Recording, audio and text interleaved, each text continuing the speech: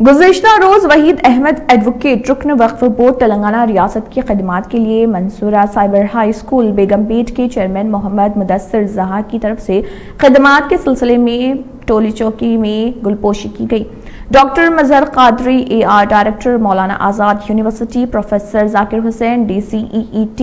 Advocate Khwaja Ayazuddin Chishti, नायब सदर advocates forum for justice advocate Mir Wajid Ali Khan, नायब सदर Telangana Muslim advocates forum engineer Mohammed Ahmeduddin, सयाहत डायरेक्टर लोकेश पटना और दीगर भी इस मौके पर मौजूद थे।